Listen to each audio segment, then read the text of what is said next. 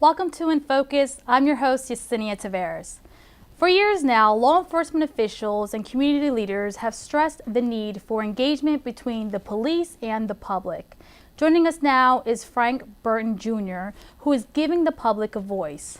Welcome to the show. Thank you for having me. Thank you for joining us. I think this is something very needed in our community that you're doing. But before we get into the actual forums, can you tell us a little bit about yourself? Yeah, I am originally from Chester, Pennsylvania, but grew up in Wilmington. I am a author, an ex-teacher, a coach, retired special agent with the FBI, and just a motivator. Okay. And can you tell us a little bit about the author side from being a retired FBI agent to now being an author? Yeah, when I retired from the FBI, every law enforcement officer wants to write a book. So my desire was similar. Initially, I didn't want to do, but then I figured I had something special. Being a pastor and an FBI agent and doing both at the same time for a number of years, over 12 years at the same time, I figured I had something a little bit different to offer the community. So I wrote a book called From FBI Agent to an Apostle, Saga of a Spiritual Sniper. And now, not so many, I should say, law enforcement officials go beyond the badge in regards to being heavily involved into the community after they retired. So can you talk a little bit about your initiative in regards to engaging the community with this law enforcement community forum and what sparked that interest for you? What sparked the interest is my love and my passion for the community from which I come from and live in. Communities like it, Wilmington, all over the country in which I've worked. But also from the law enforcement side as well. So the passion was sparked because I wanted to be proactive in initiating a dialogue between the community and law enforcement officers, because when we get down to the bare bones minimum, we're all saying the same thing, but we need to be on the same page. And now, what was the first community forum like? What was expected, or what were you able to gain from that? The first forum was sparked again out of my passion, and it really wasn't well coordinated. I just came up and had a thought about this and gathered a few officers together and had the community there. And it went really well. The dialogue went well, but we wanted to do more. We wanted to interact with the community more. We wanted to have some scenarios. We wanted to discuss some initiatives that the law enforcement officers were willing to do as well, but we wanted the public to be more involved as well. So this time it's going to be bigger, it's going to be better. Yeah, I was going to say, let's dig into that a little bit. So we have one coming up on Wednesday, August 22nd. Yes. And I want to let everyone know that it's not just the Wilmington Police Department, it's also the state of Delaware's Police Department, Newcastle County, and you're going to have Mayor Mike Brzezicki there as well. So how important is it to have all those three different departments, police departments together, as well as the mayor, to tackle these issues? It's very important and it's strategic, because what the goal is for us to be able to not only touch Newcastle County, but Kent County and Sussex County, to be proactive in having this dialogue between law enforcement and community, but also that it's not just a one-time, a two-time conversation, to be able to take this initiative tri-state and all across the country. How do you try to tackle the people who live here in Wilmington and actually kind of like scared to even be around the police for the fear of being called a snitch or trying to give them too much information? I don't want to be associated with you. I don't want no one on the streets to see me with you. So how do you tackle that fear and actually try to bring the people into these forums? Right. The same way you would do it in any other kind of venue is building rapport. And if you build a rapport, whether you're a pastor, whether you're a law enforcement officer, whether you work for the city, the county, or federal government, and even in the book, I discuss a few cases that I had like that. I understand, because I'm from the city. I understand what the no snitching rule is. But if you build a rapport with people and you are somebody that they can trust and you gain their trust, then you're able to break through those barriers and then you're able to, like I said before, we're all saying the same thing. Mm-hmm. I'm just like those guys out in the street. I was those guys. But also as law enforcement, I come home, I'm a dad, I'm a father. I'm not FBI agent was what I did. It's not who I was. Mm-hmm. So we break down those barriers by building rapport. And what are some of the needs that you are hearing? So for example, I know one of the topics is going to be a Q&A, and mm-hmm. based on already having one forum, what are some of the things, the topics that you're trying to tackle in these forums? Just the ability, it's a wide array and a wide range, but just the ability to just listen.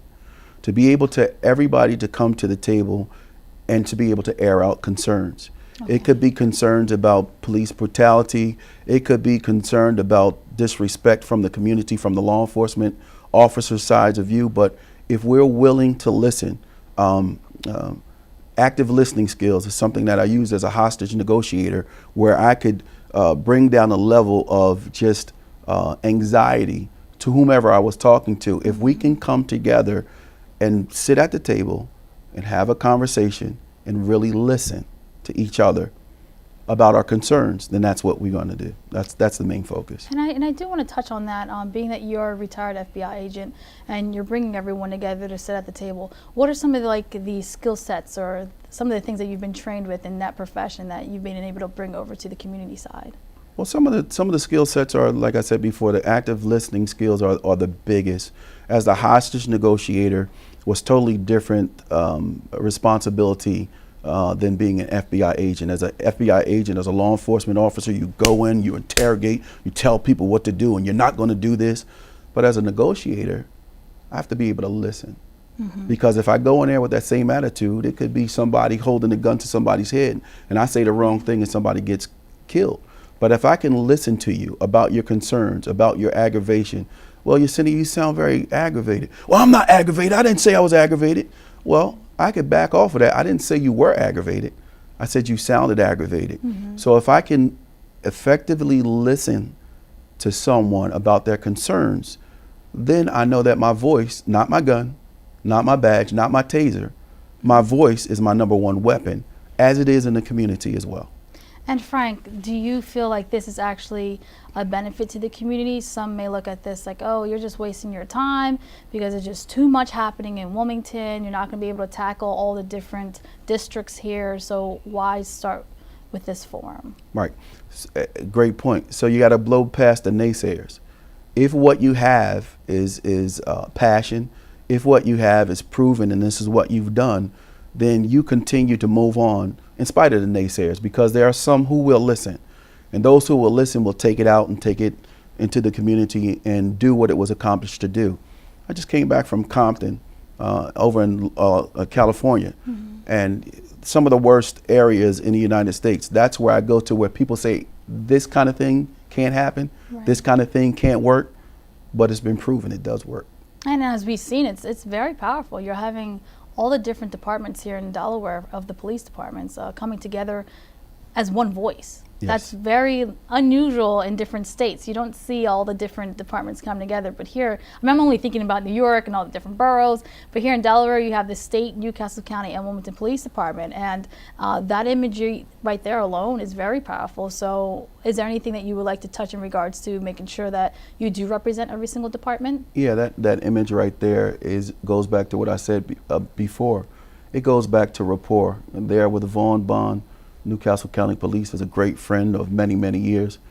Anthony Easterling, which will probably come on in the next segment. I've known him for 36, 37 years. Rich Armour there, Wilmington Police Department, great friend for over 30-something years. Paul Chapman, retired state police officer, I've known him since high school. Captain Sapp, I just met him for Delaware State Police, but Nate McQueen is a good friend of many years. And there, right there, Jeffrey Covington is one of my co-workers with the FBI. He's retired since, and Brother Andrew right there is a part of our church. So just to be able to have the rapport to say, listen, this is what I'm passionate about.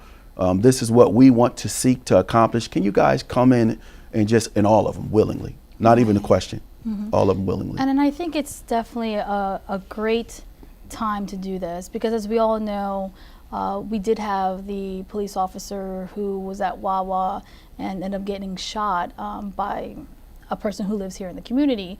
So that in itself made national news, and it's kind of like, wow, we used to be able to live here in Delaware and not have to think about these things. Yes. You might have your small crimes here and there, but now a police officer getting shot, it's kind of like changed the whole momentum here in regards to crime. It's looked at in both ways, because you also have people complaining about police brutality.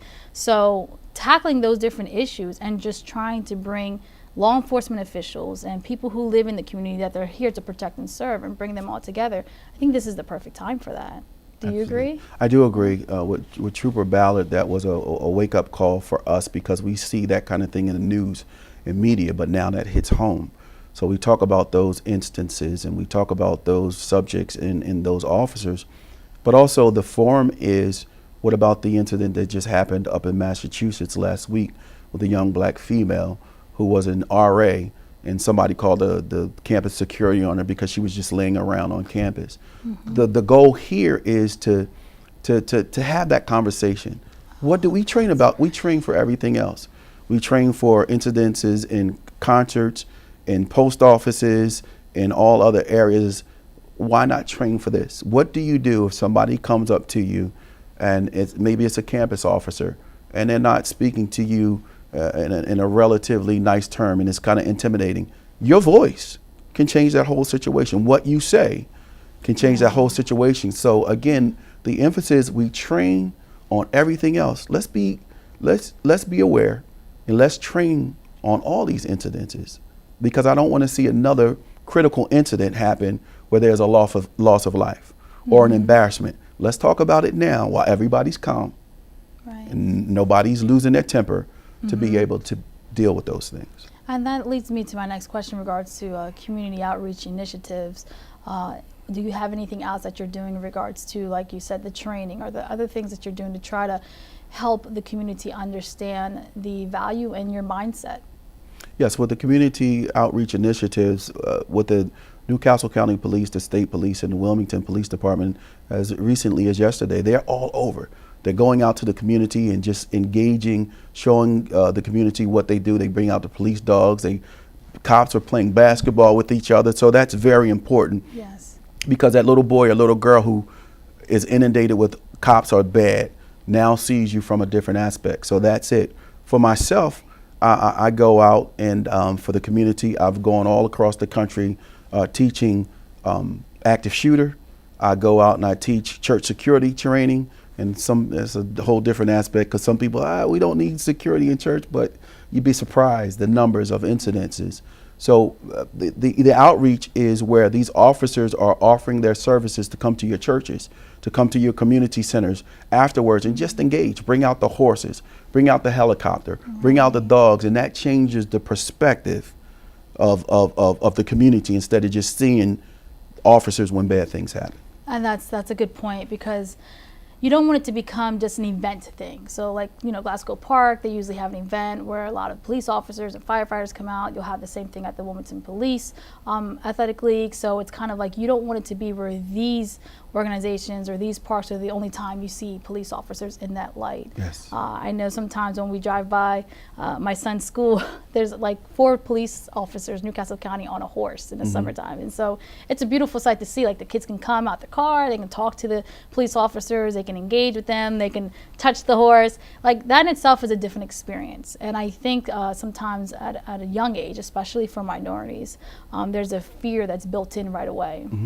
If it's getting pulled over for anything, your light's not working in the back, or a traffic stop violation, it's like already like my heart's pounding, what's going to happen? And now, especially with all these shootings that's been going on with the police departments. So the fact that you're trying to change the perspective and the mindset for community residents to show them, like, no, this is not what all police officers are all about. Absolutely. They're here to protect you, and there's certain things that comes with that. And now you get to see them in a different light, because we don't get to see them as off-duty officers, you know? Right. And that could change the perspective in itself as well. You see them in some jeans and a t-shirt and you sit with them, that changes the whole energy of the room. That's it, and that's a great point, because I don't wear this suit all the time. I wear shorts and a hat and a t-shirt, and that's the whole goal, is to change the perspective and alleviate the anxiety. Now that I'm coming in contact with a law enforcement officer, well, in the meantime, community engagement. We always talk about the officers going out and getting out of their cars and engaging with the community. How about the community? You see an officer in your car, it's 100 degrees in his car, it's 100 degrees outside. How about going to officer, you want something to drink? Here's a bottle of water. Here's XYZ. So now what happens in this forum, what happened as a result of the first one, afterwards, people stay for like an hour and a half or 2 hours just to engage. Cards were given out. Offers were made to come down to the stations and do police citizens academy. So now I not only have a face, but now have a name. Like, exactly. So now I have a name. So guess what? Oh, I make Officer Easterling or Officer Amar, and now have his card. So guess what? If something happens, I can call them up. Or I met the police chief. I can call him up, and they will answer. They will answer. And that's a great thing, because you get to learn who these police officers are on a personal level. Yes. And then soon we'll be able to talk to Master Corporal Anthony Easterling, who we were able to see. He really knows these people. He does. And that to me was a different light. Like, we did a ride along, sat in the back of the seat, and we actually got out, and he showed us how he engages with them. And I think, to your point, that's the part that we need in our community.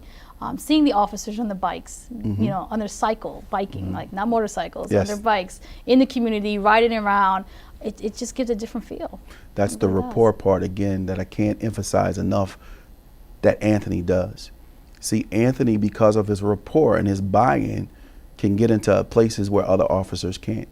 Because he's invested the time, because he's taken the time to spend times with people when they were in trouble, to just sit down and have that conversation. Now that they're out of the woods, now they can walk him into places where other officers can't walk into. Right. And so he's able to do a lot more. So that rapport is huge. I was going to say, that's a good point that you brought up, because a lot of the police officers that we've seen are like your veterans and your retired police officers. Yes. So that's good. Now, is there anything that you do at the forum that you try to encourage those who might want to think about joining the law as a police officer? Yes. At the very end, it's very important to have the officers and whoever, the guests there, speak to those. So then they can create an invitation to come to Citizens Academy if by chance any of the people want to become or interested in becoming law enforcement officers. But I think the main goal is for the community, especially the young kids, to look at us and go,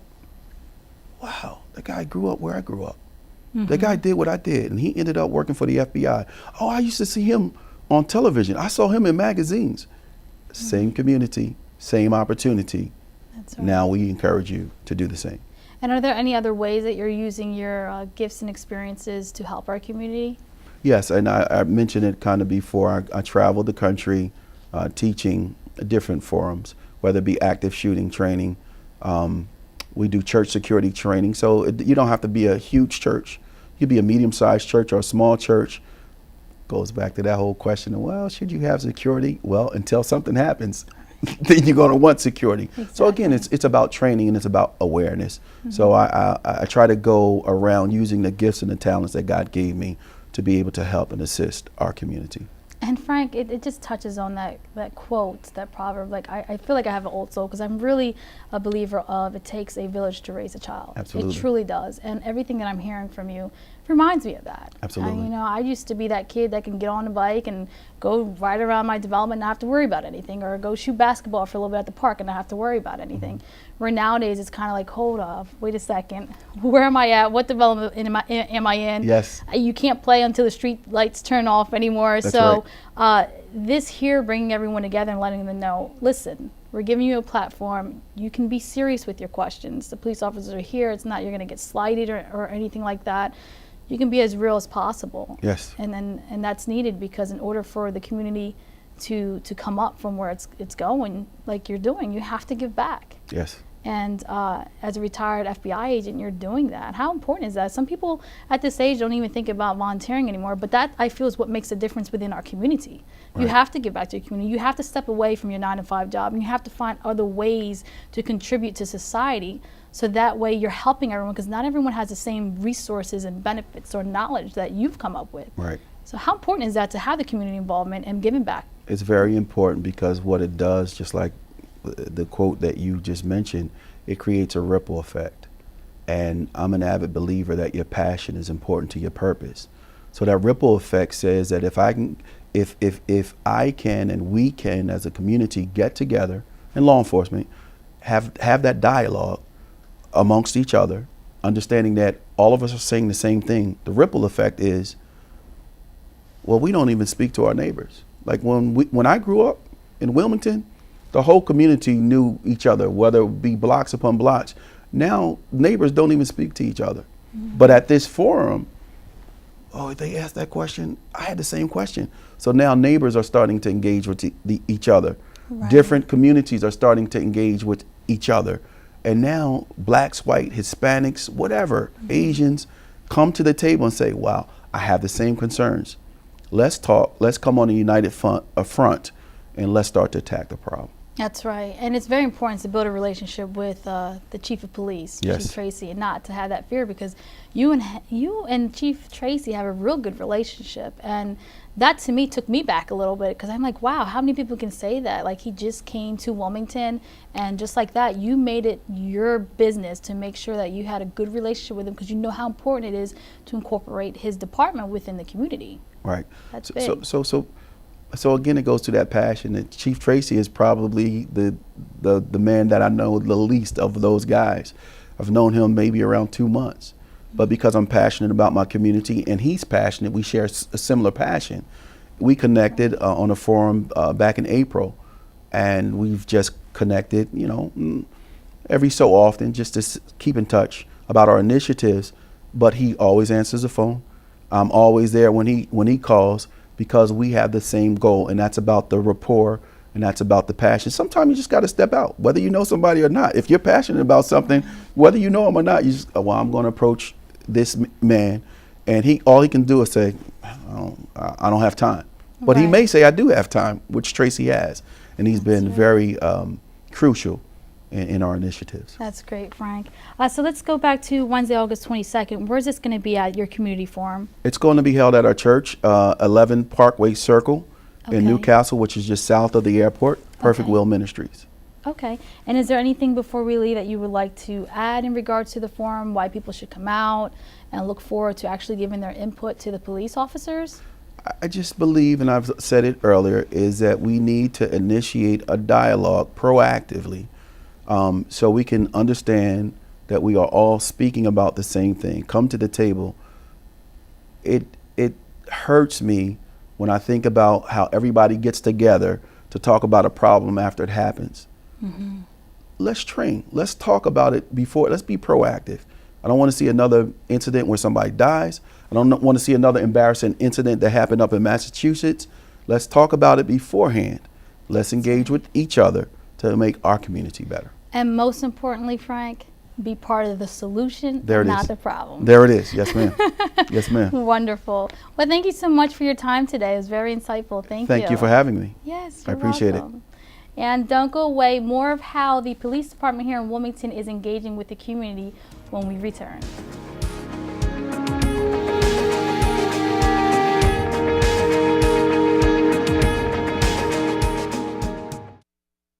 There was an old woman who lived in a shoe. She had so many children, she didn't know what to do.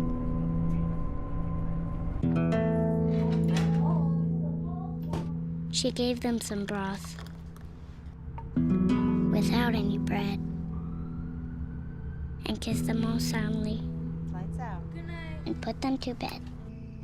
Hunger is a story we can end. End it at feedingamerica.org. Hey, you. Yeah, you. Getting that college education? What are you gonna do? Graduate and take some office job? Be like everybody else? Or will you dare do something different? Like, be a teacher. You could be my teacher. You got the skills. The smarts? Yes, you. You could be the teacher I never forget. That'd be cool. Does that corporate job even have recess? What are you gonna make of yourself? What are you gonna make of me?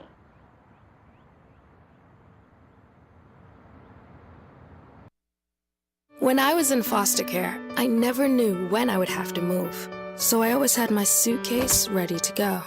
Then one day, I was adopted. My new parents opened their hearts and home to me. My parents cook my favorite breakfast for me every morning. My parents take me on trips I never thought I would go on. They gave me a home and an even better reason to use that suitcase. My parents aren't perfect, but they're perfect for me.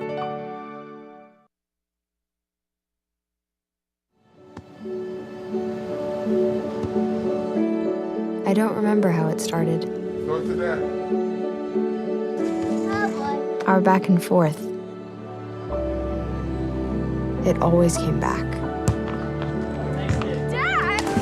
You probably don't remember what you told me, That was perfect. but I heard every word.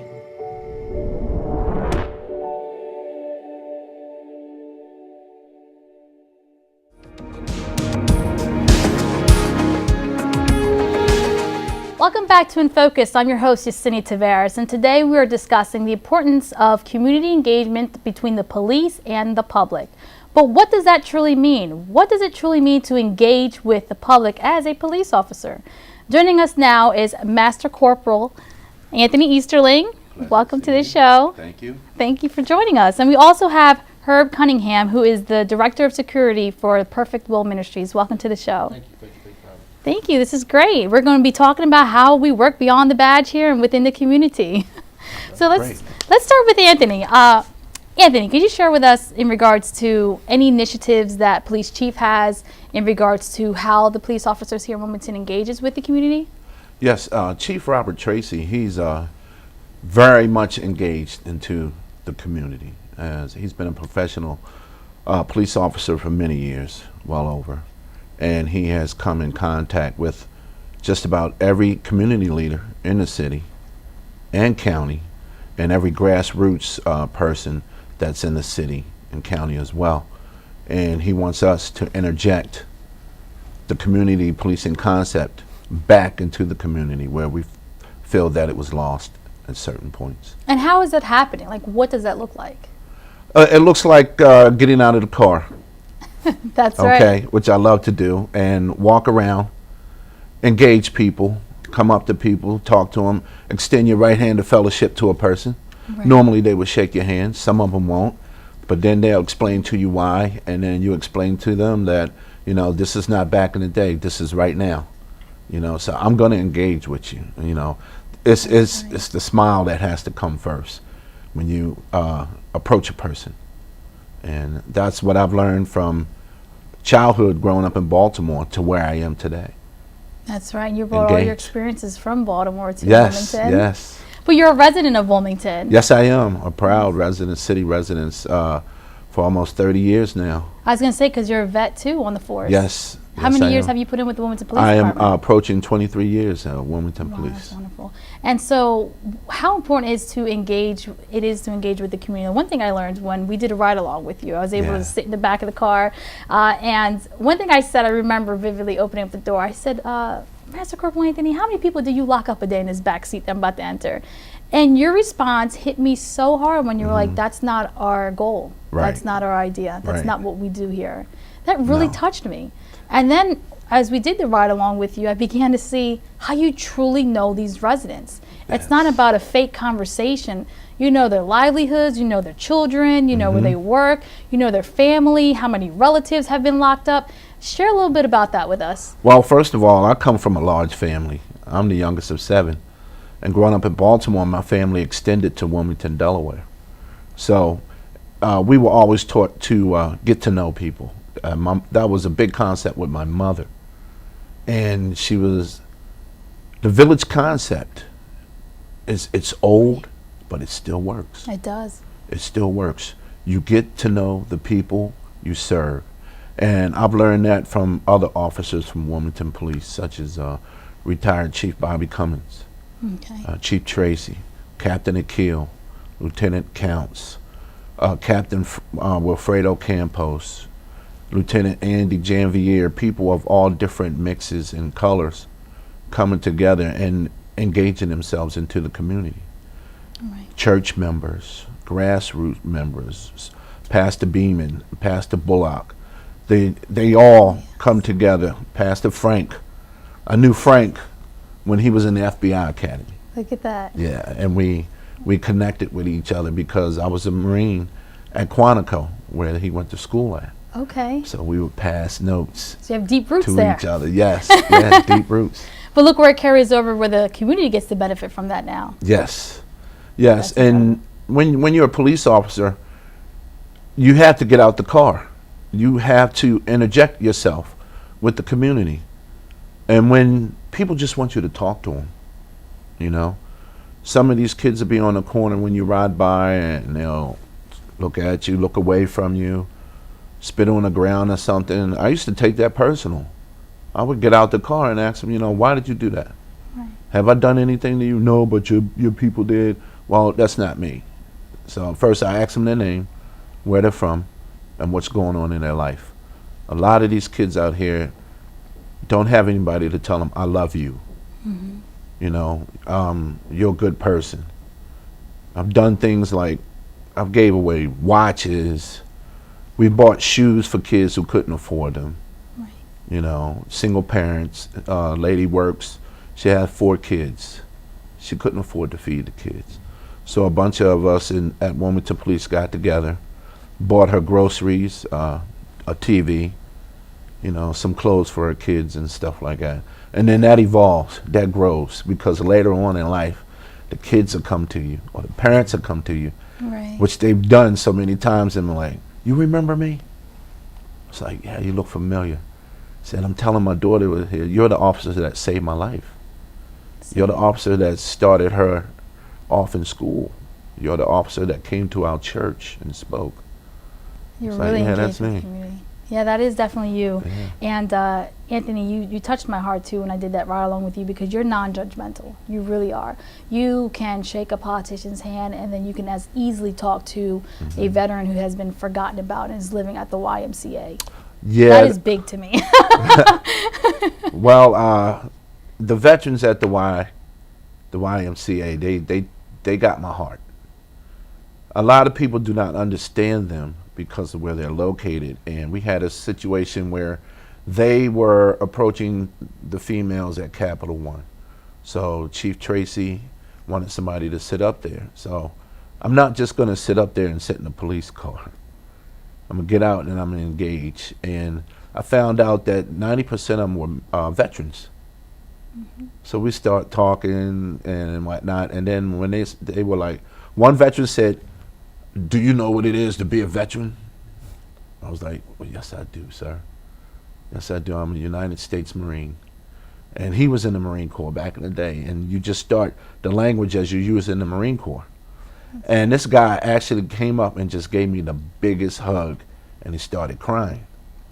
And he said, I just need someone to tell me they love me.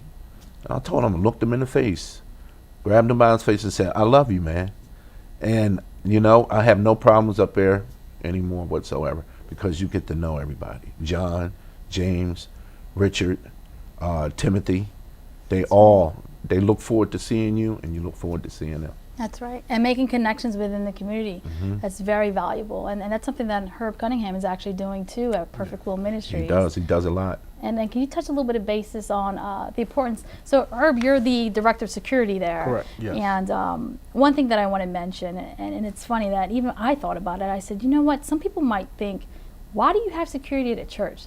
You don't need that. But then I remembered the Charleston church shooting. Correct. And how 9 people died when they literally just woke up that morning to go and praise God and just be in their sanctuary spot. And then this massacre this shooting happened, and it just was something that was not predicted. Correct. And nobody was prepared for it. And there was no security in sight. There was no police officer around the corner. So how important is it to have a security in such a setting that keeps the people safe? It's very important. We have to take in consideration that the way we grew up, our grandparents, our parents, it was always, gotta protect us, gotta protect us. But as you said earlier, that we're living in a society that doesn't view everything the same as some of the older generation did. I think a lot of times that we have to keep in mind that a church is a place where on an average Sunday, there's cash involved, exchanging hands. So that's attractive to someone who doesn't always necessarily have a, for better words to say, that they're not on the right path.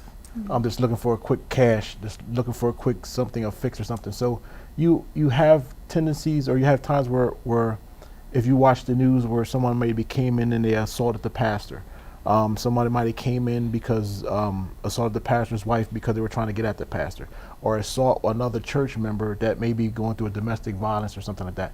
So if you have a safety measures in place and or security, you can kind of deter from it. We at Perfect Will, we do multiple trainings. We prepare ourselves for any and every circumstance that might come about. It's better to be prepared than not prepared. So hopefully, God forbid, we would ever have to use any force to detain someone, but we're prepared in case that comes across. And that is an initiative that you guys are taking where you're helping other churches and other individuals here within the city of Wilmington. And that's what I like. It's not like you're just focused on one particular church or one particular faith. It's like, no, we got to help everyone in the community because this problem affects all of us. And that's very crucial. Yes. And so to talk a little bit more about Beyond the Badge, both of you guys are also affiliated, or I should say contributing to the Law Enforcement and Community Engagement Forum. So can you talk a little bit about that and your involvement within the forum? My involvement in the forum is to engage any and everyone who has a question, a comment, or concern. Normally, I like to engage the youth because you can definitely change the mindset from their perception of what they see on YouTube or Instagram or Facebook. You engage and you listen. That's the biggest thing, is to listen. Once you listen and you dissect their dialogue of what their problem is, you come up with a solution, and then you have a positive outcome. That's what we do. Okay, and Herb, your involvement too? My involvement would be just to make sure everybody's in place, the staff that we have, just to make sure from the time that they pull into the parking lot, each person makes it into the church safely, that everybody's in position just in case something was to get out of hand, which I'm sure it wasn't because my brother's going to be here. But just to make sure that we give everybody a sense of comfort once they enter the church. And comfortability and engagement are two important words there. And one thing I did want to also touch on here, Anthony, is that you mentioned about the youth. Do you actually mentor too as well? Yes. Can you talk a little bit about that? Yes. They didn't want me to mention their names, but oh, that's okay. We don't have to do names. I mentor actually 3 youth, and they come from homes that didn't have much. As a matter of fact, we gave some furniture to their mother yesterday, a dresser, a drawer, and a television that she needed to help. They were falling, walking out in the street, pants hanging down, and I just couldn't take that. So I stopped them and spoke with all 3 of them, and they were brothers. And they were like, we don't have anything. I'm like, well, you got somebody now. And I just continue to stay with them. They've graduated from high school, and they're going to the greatest university in the United States of America. It's called Morgan State University, Cold Spring and Helen Road in Baltimore, We Maryland. both went there. Yes, we both went to Morgan State. And also there were 2 more young men, Miss Rotina, who works for the state, her son, and her nephew. And I remember she used to bring them down to the police department. Well, when I was in Mayor Williams' office as his bodyguard, she gave me a call, and we decided to have them come up, and we put them into the United States Marine Corps. They went through boot camp. Wow. And they both graduated. When they graduated, they came to the mayor's office with their dress blues on, and myself and Mr. Dwight Holden, who had put them both in, and they're doing well now. One is a sergeant, and one is a corporal, and one works in explosive ordnance disposal, and the other one is a air traffic controller. From Wilmington. That's powerful. From Wilmington. You just answered my question. I was thinking to myself, how do you get the youth to think about being a police officer? Because with all the different types of shootings that's going on, that can kind of frighten them. Like, I don't know if I want to wear the badge and protect and serve because I myself might get shot. But here you're saying it's possible because this is a prime example of what you did by engaging with the youth. Well, the perception of the street and what's inside the home is really different. When kids are out on the street, they have to hold up that perception of I'm tough, I'm this and that. But when they get you alone, man, I want to be a police officer. Can you tell me the road to take? I'm taking criminal justice. I want to do this, I want to do that. There is a lot of interest in being a law enforcement officer. I tell them not just to be a Wilmington police officer, but how about Newcastle County? How about a Delaware State Trooper? You know, how How about a Secret Service agent who I work with, United States Secret Service Wilmington office for the Biden detail, ICE, Immigrations, Customs, and Enforcement. There are many facets of law enforcement, and it opens their eyes because the way they look at you, there's like, one kid said, I only thought it was just Wilmington Police. Wow. No, it's not. You have many different facets in the law enforcement community. And you show them people are visual. Yes. So within the instance of the 3 young gentlemen, I took them to the Secret Service office, and they saw the pictures of the president being protected by the same guys that they were in the presence of. Take them to the police department, let them show them everything that goes on with SWAT, community policing, and it's like you open that door and that breath of fresh air comes through, and you would be surprised how many kids turn themselves around. And that's very powerful. I mean, that eliminates the myth of people sometimes being scared to be a police officer, also because of like the tests you have to take and the psychological type of strength you have to have. Yeah. Not anybody can just be part of the force, but as you're saying, no, you can. You just have to be committed and pursue it. And then if you have someone like yourself who can kind of guide them and show them the way, it's even better. Well, one of my greatest guides are my daughters. I have a 21-year-old and a 17-year-old. And a lot of people will tell me, like, man, you did a good job raising them girls. And I was like, no, my family did a good job. And when I'm talking about my family, I'm talking about my immediate family and my Wilmington Police, Delaware State Troopers, Newcastle County family. And the law enforcement community, if someone is in need, we give. And they've helped me raise my daughters to be who they are today. So it's a village effect. It is, it truly is. And it's a constant theme that I hear with you, Master Corporal, because when we went on that ride along, yes, you have 2 daughters, but I also hear other people who live in the community say, that's my dad. Yeah. He also helped me, or, that's my brother. Yeah. That's my uncle. Everyone's just shouting out what image and what role you portrayed in their lives. And you had this profound effect, and you still do, on so many people in the community, also politicians too. And it's very unique, but also great to see, because you don't see that in a lot of different cities that you go to. Well, when I grew up, my father was a master mason. My mom was in the Eastern Star. So when we didn't have much, they bought. So charity is a big thing. And that's where I come from, myself. And we give charity back to the people.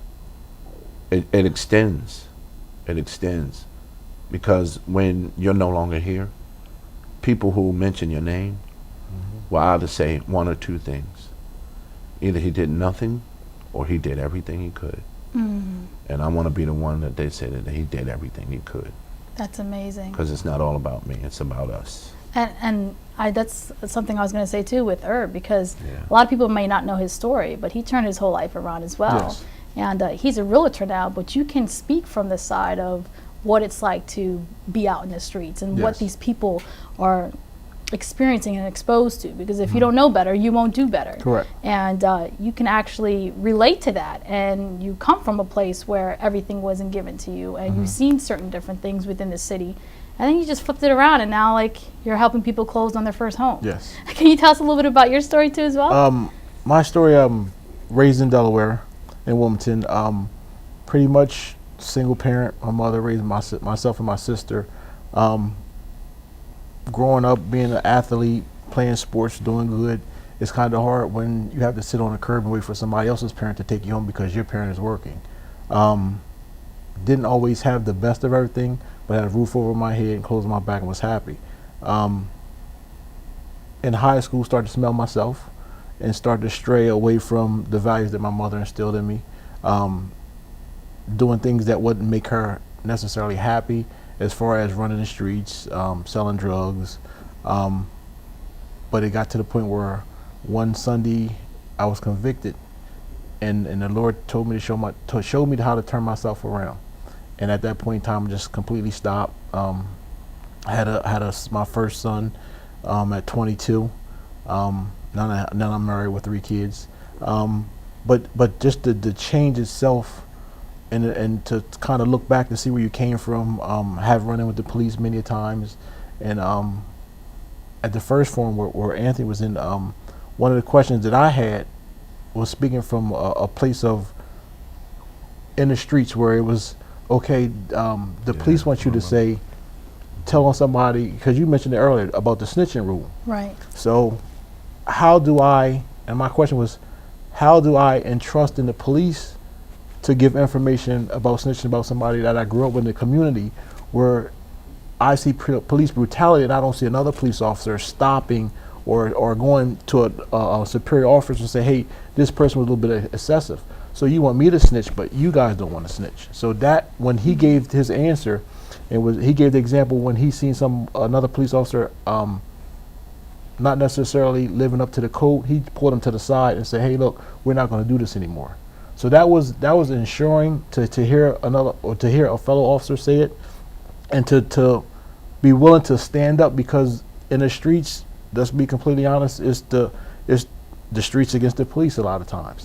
And the when you're in the streets, you have the mindset that they're not going to tell on each other. They're going to do what they want, because we hear it as the blue code, the shield from the streets, that they're not going to tell on each other, and we see it sometimes growing up.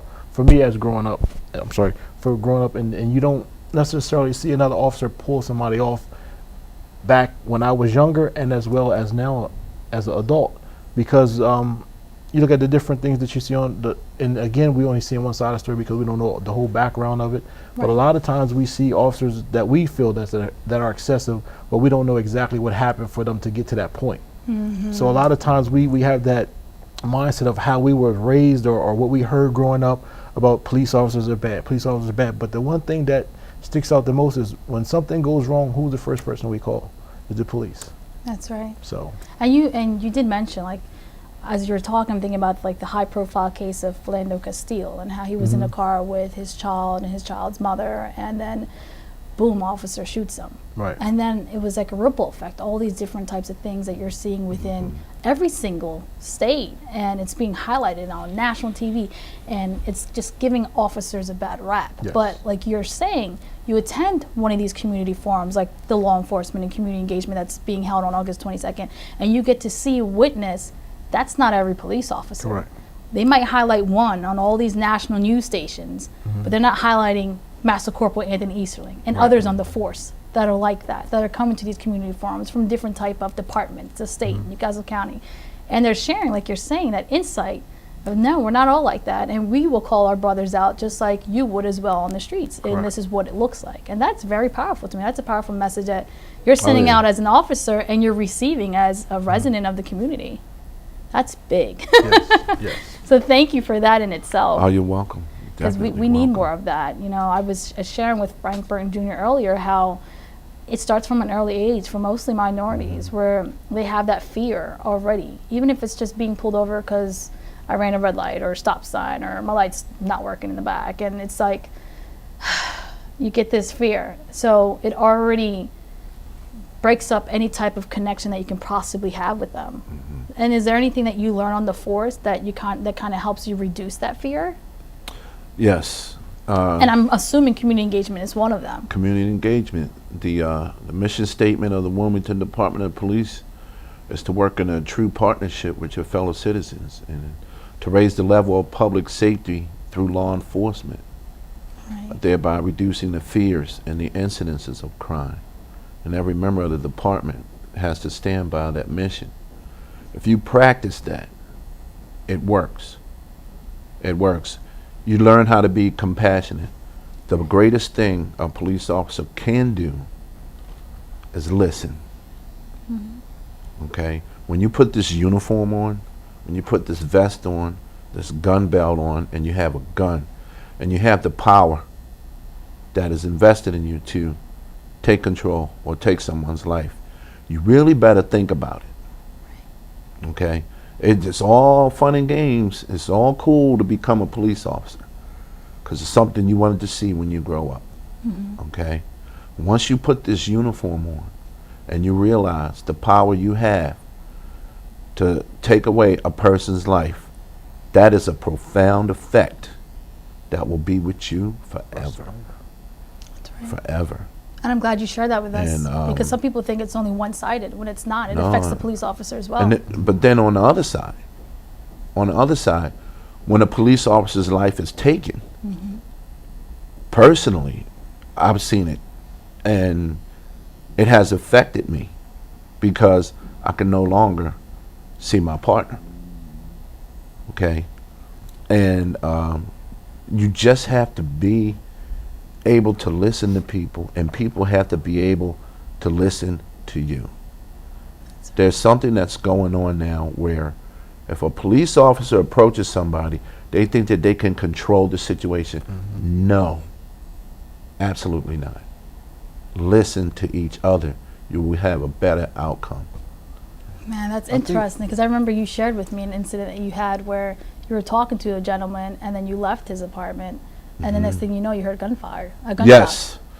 Yes. And it's like you said, you Market Street. You got to take that moment to really listen. Did you want to say something? Yeah, as well, I think that this forum is going to be beneficial for situations like that, because a lot of times we hear the youth say, "I know my rights," or you hear somebody say, "I know my rights. I know my rights."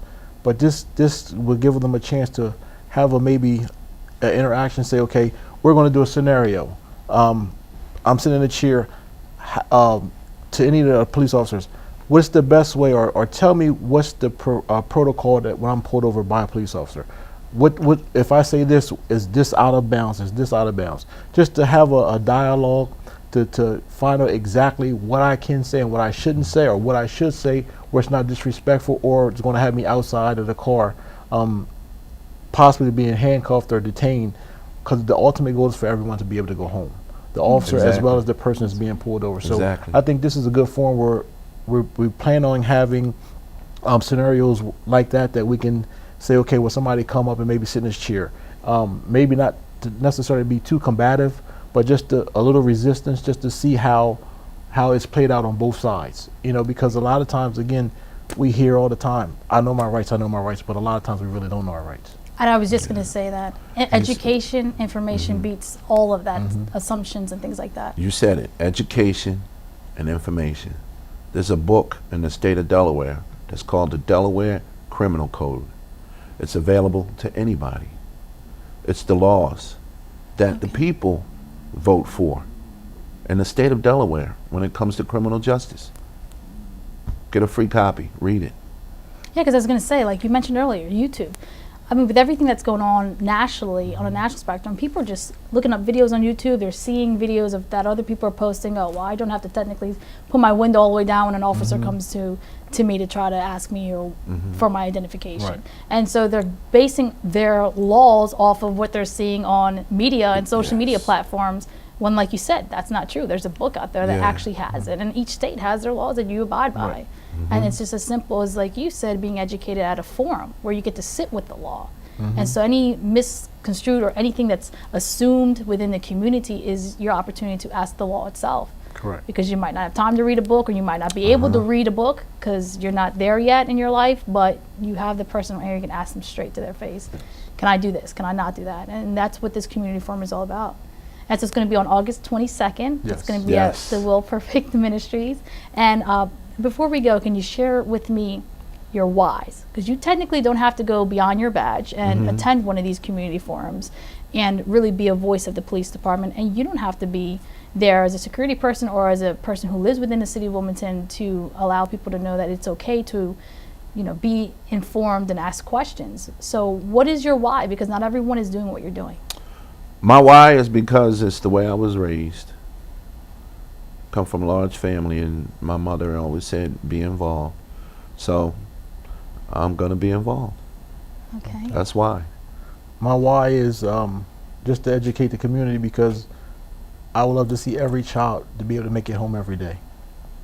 And a lot of times, because we're not educated enough, or we think we know everything when we hardly know anything, it prevents us from getting to our destination, and that's to make it home safely every night. And what could the both of you share, one as a resident and one as a police officer, to those who may be watching and might be skeptical to actually attend this forum? Because like you said, I'm not going to be a snitch. I don't want to be associated with blue, with the law enforcement, and I just don't think this is going to work. So what can you say to those who are watching so that way this is a forum that continues every year? Come out, talk to me. Look me in the eye, come right up to me, and I'll talk to you. There's a short saying that either you're too blue for the brothers or you're too black for the badge. Wow. Okay, that's a strong statement. Definitely. And in the community in which I serve, I get that sometimes, but when we dialogue with people, it totally changes. So come on out to the forum. Ask me your questions. I'll give you my answers. Thank you, Master Corporal You're Easterling. so very welcome. Mine would be, could a blind person talk you out of not looking anymore, to seeing anymore? So why let somebody who's skeptical stop you from getting home every day? Because a lot of times it's the wrong information that we're receiving from the media. We're looking at it one-sided. So if we look at it from an open aspect or open our eyes to see and get both sides of the story, then we can make it home safe. Thank you so much, gentlemen, for your time. Oh, you're Very welcome. powerful Thank you segment, for very inviting me. powerful. Thank you. Our Thank you. pleasure. And on behalf of all of us here at WITN 22, I'm your host, Yesenia Taveras, and we would like to thank you for watching this episode of In Focus.